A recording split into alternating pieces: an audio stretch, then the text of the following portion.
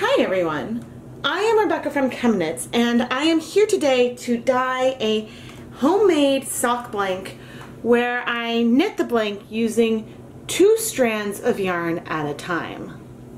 I knit this blank on my Singer knitting machine, and this is the Stroll fingering weight base, which is 75% superwash merino, 25% nylon. This is the yarn that I buy from Knit Picks as a commercial blank. So I wanted the first homemade one that I made to be out of the same yarn so I could see how easy it is to unravel this homemade blank compared to the commercial ones, which unraveled super easily and smoothly. Now, one thing you will notice right away is that this homemade blank is full of imperfections. This is the first 2-stranded blank I wound on the knitting machine. And you can see some tension differences, some places where it looks like maybe a stitch was dropped. And then there's this section. So I'm not entirely sure what happened here, but there was like one strand of yarn that seemed to skip, and the machine was only picking up one of the 2 strands or something, so something funky happened right here. And I am not sure if when I dye this blank, these big sections of imperfection will make a difference when it comes to ending up with 2 identical 50-gram skeins of yarn, or if we would get 2 identical-ish skeins of yarn. Even without major imperfections, it's possible that we wouldn't get a true identical yarn from a homemade double-stranded blank. If there is a big tension difference between the 2 strands going in the ball winder, you could have more yardage on one side than the other. And so that's another part of this experiment, to see how even the 2 final skeins of yarn end up when we unravel it. Since making this first blank, I have since wound a much more perfect double-stranded sock blank with the Imagination Knit Picks Imagination yarn base, and that video is already on the channel so you can see how I did it. I want to combine all of these questions I'm already asking today with another question that I had from the first sock blank special. When you dye a striped blank, how even are the stripes when you unravel it? What does it really look like? Do you end up with some really long sections with some variation at the interchange, or what? So I plan to dye this blank in some striped sections, which will also help us distinguish, how much this mistake really costs us. One other difference between this homemade blank and a commercial Knit Picks blank is that I cranked this in the round. Now you can make a flat piece on the knitting machine, but it is a lot faster. I mean, I've never even tried to make a flat piece, but it's a lot faster to make something in the round because you can just keep cranking away. The commercial machine knit blanks are flat, so whereas we will be laying out this tube that is, because it's 2-sided and 2 strands, we're going through 4 layers of yarn when we're dyeing. In this blank, I mean, depending on how you lay it out, you're really only going through 2 layers. So that's something else that could give a difference in how the finished yarn looks. That's enough of an introduction. Let's start getting ready to hand paint our sock blank. In this tub, I have some plain tap water, and I am about to add 3 tablespoons, approximately, of white vinegar. Okay, maybe that's a little more, but in order to hand paint yarn with either food coloring or acid dyes, you need to have acidic conditions for the dyes to bind to the yarn.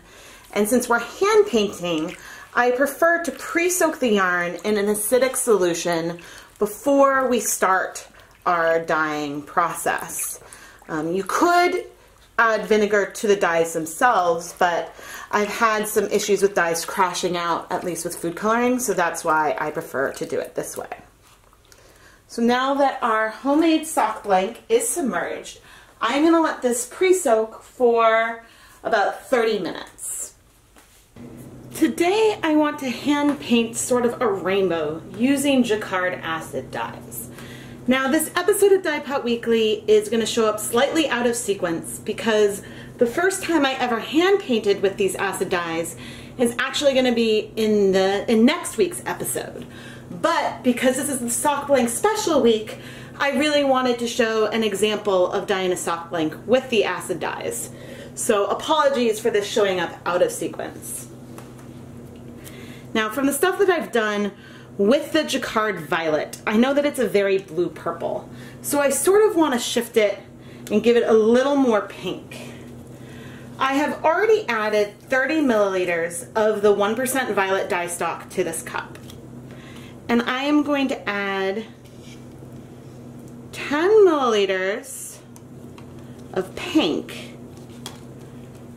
So that way, approximately, so it's like about 3 parts violet, 1 part pink, to kind of shift this purple into a pinker space. And I didn't dab a paper towel with what it looked like before, but you know, you can see that we have like a purple and it's just given it a little bit more pink. Alright, so that's our purple. The dye stocks that we have today are jet black, violet, sky blue, sun yellow, fire red, and pink. And so I know from some of the other things that I've done that the Jacquard yellow, even though it's like more of a suspension than a solution right now, it is a lot more potent than the blue. So when I'm mixing my green, and I'm just sort of mixing this up because we've got a suspension of our colors here, I'm not diluting the dyes before hand painting, so I'm curious how this will all turn out. But I'm going to do 1 part yellow, so that was about 10 milliliters. And then I'm going to do 3 parts blue. Oops. Got some air in there. So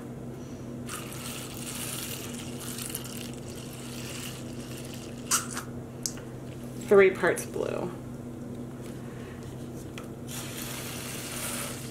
And the reason why I'm measuring versus just mixing until I get a shade that I like is that way, in case I need to make more of a color, it'll be easy for me to try to do the same shade. But you can see that now we've got a nice like grass green versus a teal. And if we had done 1-to-1, then we would have ended up with more of a, gosh, we would have ended up with a bit more of a, like a yellow green.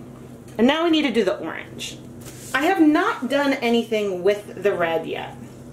So I'm honestly not sure how much, what proportions I need to make a good orange out of this yellow and red.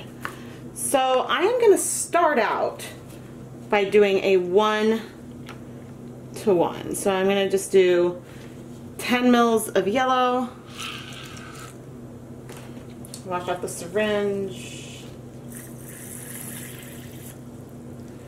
and 10 mils of red.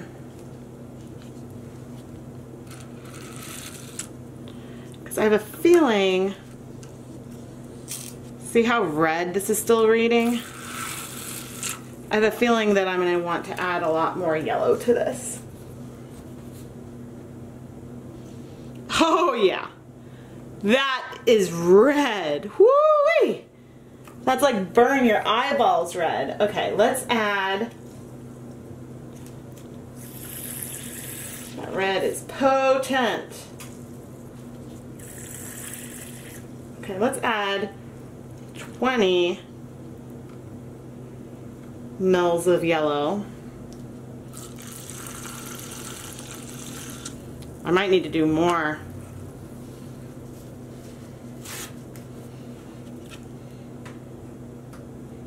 Yikes, that is still super red. I'm curious, so if this is our orange, whoa, okay. Look at that red, it's like It's called fire red, but that's like blood red. All right, so we're currently, gosh, so that's, I've added 30 of yellow so far. Let's add, because that's all I've got in here right now, another 20 of yellow. So now this is 50 yellow and 10 red. Man, I think that this is still too not gonna be, yeah, we're still not orange. That is amazing. I mean, I think it is more orange than it was, but wow. Okay, I'm gonna go wash the syringe properly and then we will do this slightly differently. All right, I have my 1% yellow stock solution and my clean syringe. I'm now gonna take 30 milliliters of our sun yellow stock solution. Okay. And I am going to add 10 milliliters of this red. Maybe that's going to be too much, but that will give us 1/24 of this will have been the red, and 23/24 of this is the yellow. So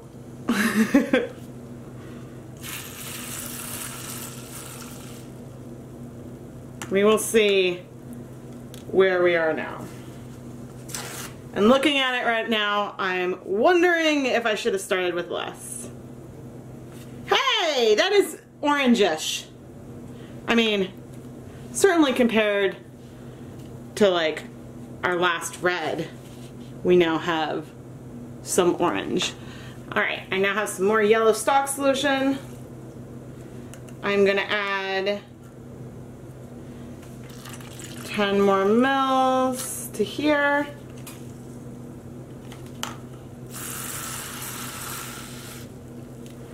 And let's take a look.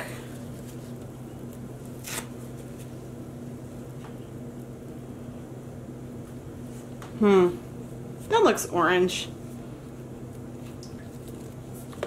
So this is what we started with for the dilutions, and we've ended up sort of over here. So we now have a good orange, I think. But man, that was not easy.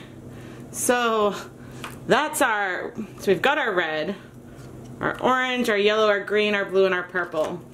And the other color that we are going to use for this rainbow is black. And I've gone ahead and already added a bunch of the black 1% stock solution to a squeeze bottle. And now I am going to go ahead and add these colors to some squeeze bottles, and we'll set up our sock blank on the surface and start dyeing. It is time to start hand painting our blank. I've laid it out on my protected work surface. I have plastic wrap on the work surface. And here is the biggest problem area that I had shown you before. And so I'm going to start using these squeeze bottles, which are left over from a tie-dye kit, to apply some dye to the yarn. I'm starting off with this black down at the end. And so this is the end that I started on the knitting machine.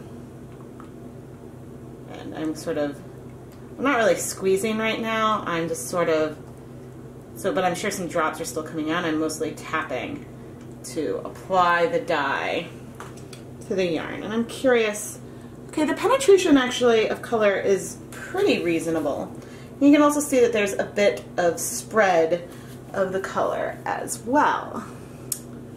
So I think I'm going to start off doing some, whoops, there goes some red, some smaller striped sections, because I'm curious. I'm planning to sort of alternate the rainbow colors with the black and then maybe do some thicker sections later on. And again, I am curious.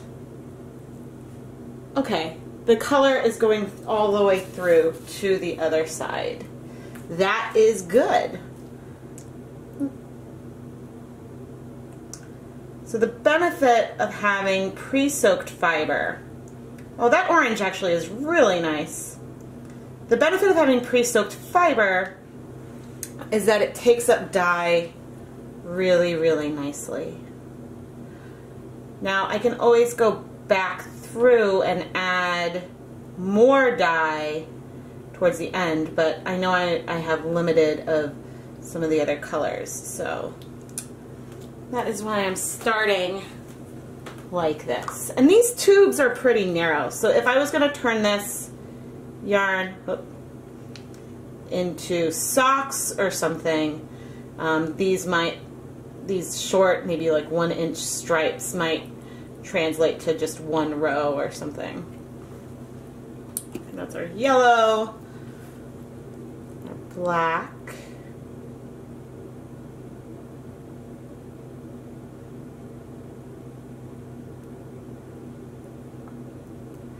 alright, I'm going to speed this up while I finish striping the rest of these stripes of the rainbow, and then we'll plan out the rest of the colors for the blank.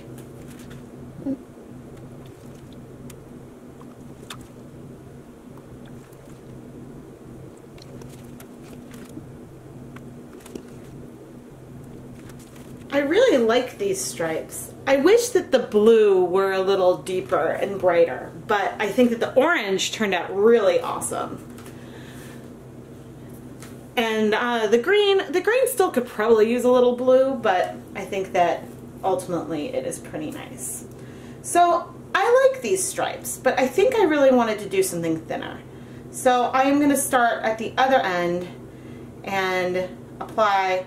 I guess I can come back and add more black to those bits at the end. But I think I want to do a much thinner striping with these rainbow colors. So sort of like a single line of each color over here. So since when we unravel, we will start unraveling from this end right here. And let's see. Okay, so the penetration to the back is not perfect. That'll give some cool variation of color, but that's also something to keep in mind as I am adding these dyes. So I don't want to just do it lightly across the top. I actually want to sort of push. And the blue's a bit thicker. Push a bit to get the color all the way through to the bottom.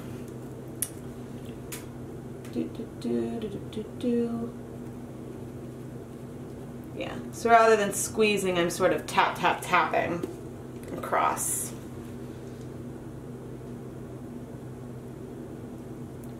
It's funny how low my voice goes while I'm thinking.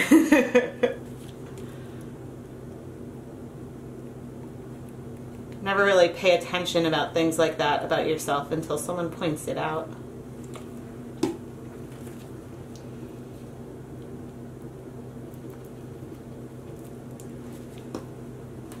Yeah, I think that these sort of like deeper taps might help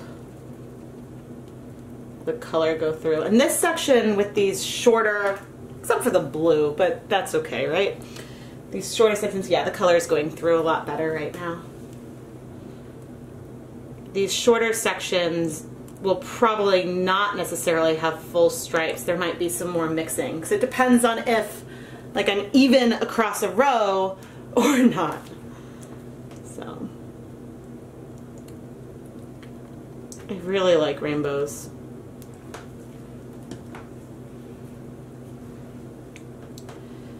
So a little bit of dye goes a long way. I was thinking about diluting these colors a bit for this colorway, but it seems like things are actually going pretty well.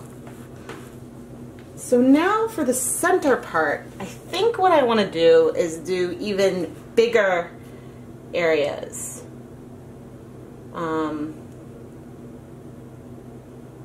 So I'm going to fill in a bit as I figure out where I want these to go, but I want like a purple section here. I'm trying to keep the colors in somewhat order, so that way I can help myself a bit.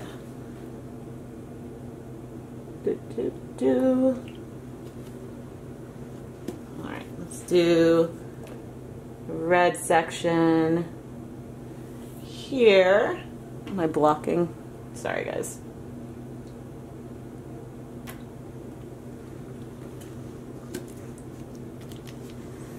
And we'll have some black in between there.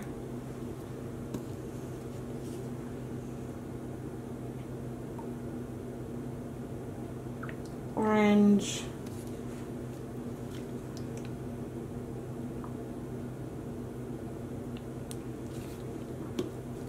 This will sort of let me shift things a bit. Yellow.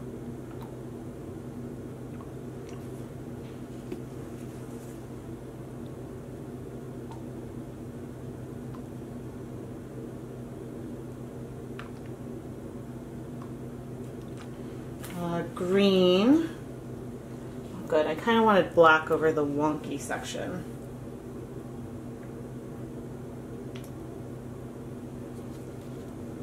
But it looks like I will have a color change over our wonky bit.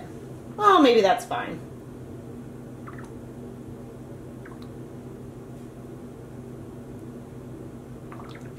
Here, blue. And then we'll have some more black in here.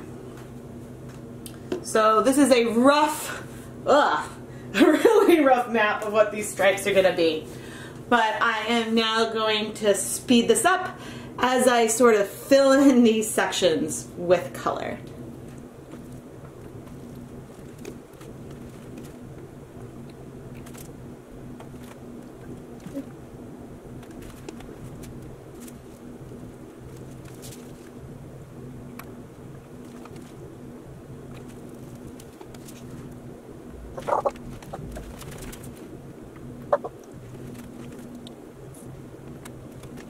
We are clearly not done quite yet. If I look, oh actually that's got reasonable coverage in that black section.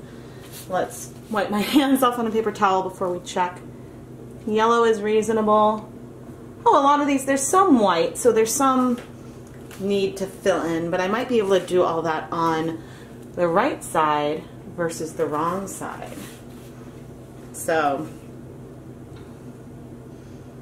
yeah, paying attention to areas that look more gray. And then also there's the old-fashioned, you can see not all the dye has stuck right away, but you can also massage the colors through a bit to help even them out. So you can see how that's making like a nice difference on these black sections.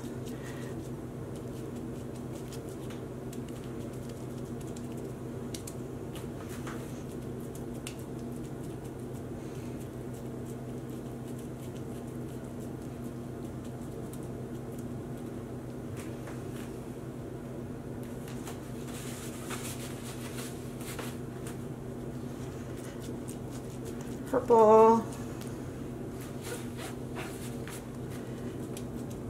orange. Yeah, you can see when I press it, the colors that kind of stick back out.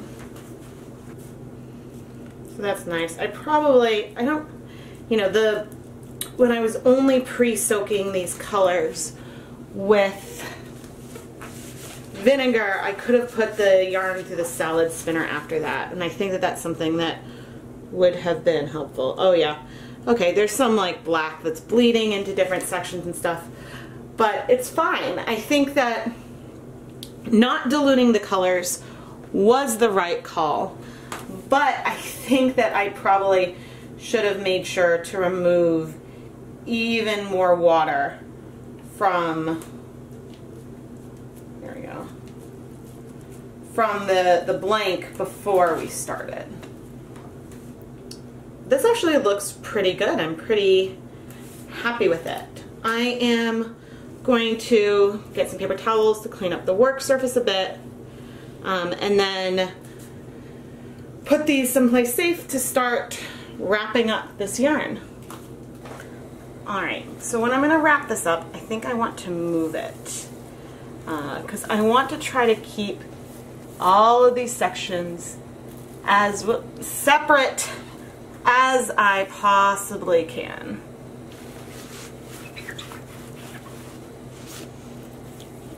Now, I know that that won't be entirely possible, and we'll see some colors mixing through, but I will do the very, very best that I can. So I think to try to help keep things separate, which I know will not work perfectly, but I am going to take another piece of plastic wrap, and of course it sort of got folded on me while I did that.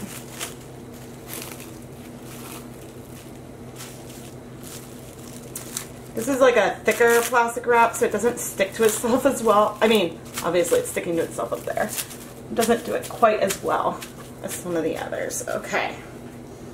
So that's just to help a little bit with that middle portion, to try to keep that separated from the rest.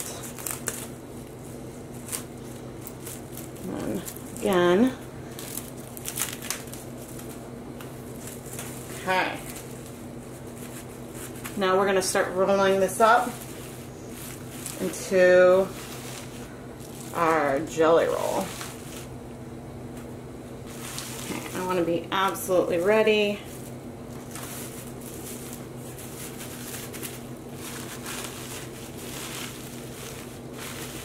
Kind of pinching.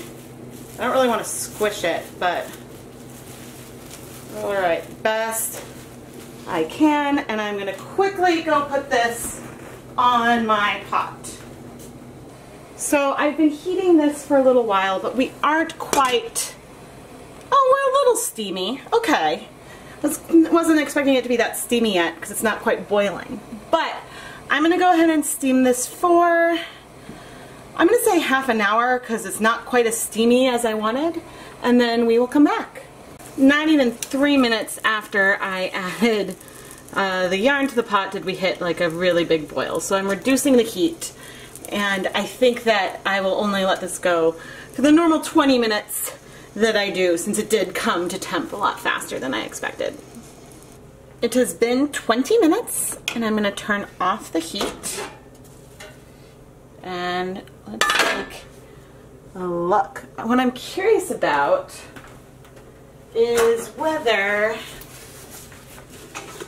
we see a lot of dye beneath the pot. Ooh, and we don't. There's a little bit of color down there, but we didn't really get a lot of leaking of color, which I think is great.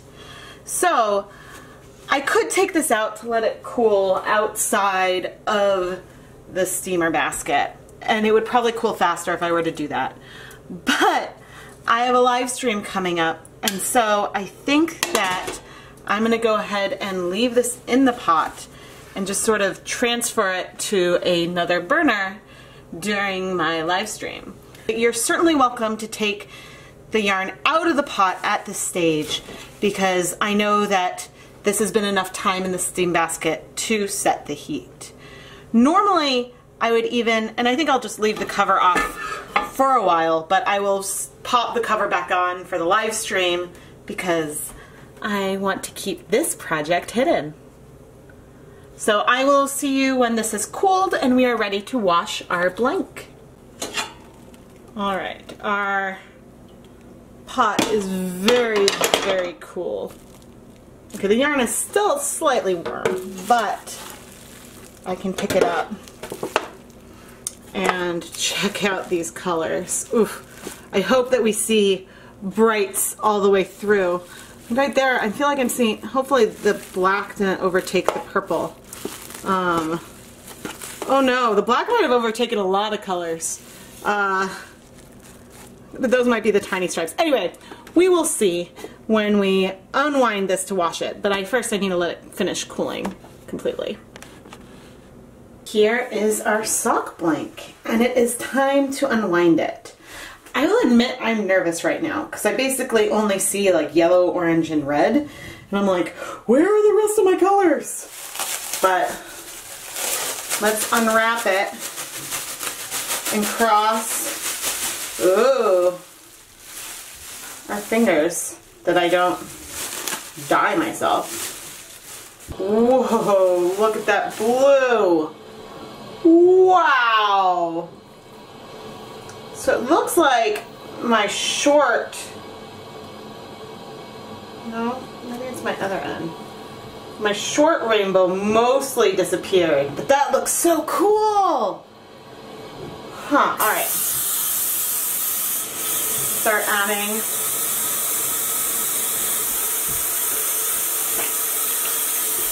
There is a little bit of dye on my hands from just the saran wrap. But, oh, look at this blue. That got brighter. This was not that bright. It's so funny. The purple also just feels darker than it did. All the colors feel darker and more intense. Look at the black. I mean, this is amazing. Oh, I do wish. So the black clearly overpowered some of our stripes in these sections, but I'm really glad we did the wide one. I mean, this short one looks, yeah, the purple is almost completely, oh, this is awesome. Okay, so after soaking for a little while and moving it around, oh, on the camera you can't really read it. The water is slightly yellow. It's really cold here, so I'm making the water kind of lukewarm versus just cold. And at this stage, I'm going to add some neutral dish soap or mild soap, because soap can help dislodge stuff. Dislodge dye and everything. But can you see now that you see that there's just a tiny bit of color in here? But the reason we need to be concerned is that all of the yellow was not bound. Like, the yellow was patchy and not in solution, but look at this orange. This is better than I could have hoped for. I was worried that the orange would read very much like a red, but it doesn't. Yeah, but the yellow that is coming out, and again, it's really, really minor, but the yellow that's coming out is probably due to some solids that are on here. So I am going to want to make sure to wash this really, really thoroughly. Once the water is clear, I will wring out the excess water and hang this up to dry. The sock blank is dry and it came out pretty cool. I am a little surprised with how bright the blue is. I think I was expecting the color to come out paler based on how it looked while it was liquid and just applied to the yarn. The green is almost a little disappointing to me. I wish that it had a little more oomph to it. And also the purple, I mean, I love the shade of the purple, but it is a bit darker compared with the brightness, say, of the red, orange, and yellow. So I think that, you know, I still need to play around and learn a bit about the Jacquard Acid Dyes so that way I can sort of hit like an equal punch of color across the rainbow. That being said, and I'm being really, really, really picky with this critique, I love the way these colors came out. In the thin striped area, we do have little sections of all of our colors. But when we look at the wrongs, or the second side, you can see that the black sort of came through more, almost in vertical stripes. So I'm really excited to see what this will look like when we unravel it. The medium width stripes are a bit more consistent, although you can see some areas where the black did spread out. On the other side, it took over some of the colors a little bit.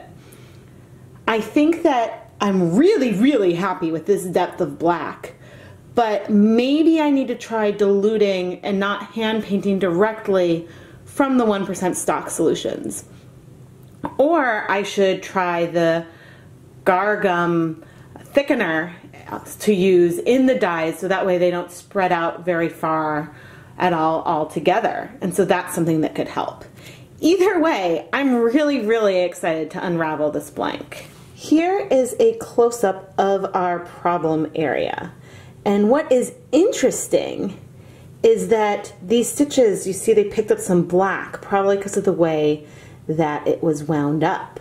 So I have no idea if that's something, you know, if we'll have this section of that's a big difference between one skein of yarn and the other, or if the section, you know, will just be cool. I'm really excited to see how this problem area from making the blank alters the way that the colors unwind. I am planning to unravel this blank in a live stream, so that way you can go see all of my commentary throughout the experience and you can see how easy or frustrating it is to unravel one of these homemade blanks. The commercial stroll fingering blanks that Knit Pick sells unwind, unravel really, really easily. So, you know, there's something really, there's a really high bar when it comes to ease of unraveling that we will explore here. The live stream of the unraveling of this blank will already be up on the channel when this episode of Dyepot Weekly comes out. So if you missed it and you want to go back and see the whole unraveling, I will have a link to that video in this video's description. So the yarn is really, really cool. Like this with the striped sections, and then you have some sections where it almost is speckled with black and the different rainbow colors. And so I think that you're going to get a really, really pretty matching set out of these yarns. The one disclaimer is that I started in the same place and I ended up in the same place with the yarn. But around the middle, there were some sections that did not seem to be 100% perfectly matched. And one side seemed longer than the other. I mean, one strand seemed longer than the other. So I am curious, after I help the crimping relax on these strands, if they weigh the same. Because if they weigh the same, then that means we really do have identical yardage in between the two. But I could have had a different tension when I was winding them on the niddy noddy. One side of the niddy noddy could have been shorter than the other. There's a few different variables that could have brought along some of the differences that I saw. Nevertheless, these yarns, if you're going to make socks with them, you would end up with socks that are in no question very closely coordinating, and they would look like a perfect match set, even if there are some slight differences between the two yarns. So if you want to have something that is more perfectly matched, it might be worth, well, A, taking more care when making your blank in the first place, or going straight to a commercially wound blank. Here is a bit of a close-up of the wound blank. Now, right here, the two sides don't look very identical, but that's because I did not, normally I try to wind things on a niddy noddy so you can see the gradient. And that just wasn't really the case today. If I move the yarn aside, you can get a bit of a sense of some of the gradient here where you can see the rainbow of stripes, even though the orange stripe is sort of hidden, and that we have some more multicolored sections. So I think that the yarn is really cool. I am now going to go wet these yarns so that way we can allow the crimp to relax. But I wanted to show you one of the crimped skeins that I had tied off so that way, and ooh, look at our rainbow. on the inside there. Isn't that pretty? But you can see with these crimps, if you were to leave the skein like this, it would be really, really easy to get it tangled.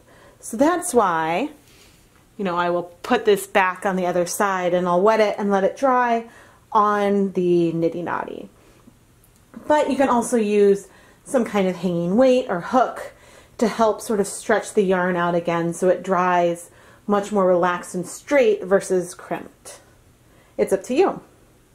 I can't believe that I almost forgot to weigh these two skeins of yarn because I wanted to see how close they are in terms of weight. So this first one is 53.8 grams and the second one is 53.3 grams. That means that these two skeins of sock yarn have really, really, really close yardage. They are within half a gram of one another, which is as good as we could have hoped for them being even and identical-ish. It's funny, I don't really think looking at this final yarn in skein form does it justice. You get the sense that there's a lot of black, but you're kind of missing some of the purples and greens and blues because I think that those fibers are more hidden on the interior of these skeins. You also don't get the sense from looking at this that we have this self-striping portion with larger stripes of all the colors of the rainbow in the middle of these 50-gram skeins of yarn. So while in some cases I think that once you unravel your sock blank, you get a better feel for what the yarn will be like, sometimes seeing the sock blank as a whole can really, really help you envision what the yarn will look like, especially when you're doing a pattern that's a lot more like stripes versus something that's more of a random pattern. I hope that you enjoyed this episode of Dyepot Weekly, where we dyed a homemade double-stranded sock blank with some Jacquard Acid Dyes to make some striped and speckled and just a really overall fun yarn. This episode is also at the very beginning of the ChemKnits Dye Along Sock Blank Special Week. So I hope that you have some sock blanks in your stash or you're going to make some sock blanks so you can try some of these techniques at home and show me what your results are. Make sure you subscribe to the ChemKnits Tutorials YouTube channel so you can follow along with all these really, really fun dyeing projects. And turn on your notifications so you don't miss one of the upcoming live streams for the Sock Blank Special Week. Thank you so much for watching.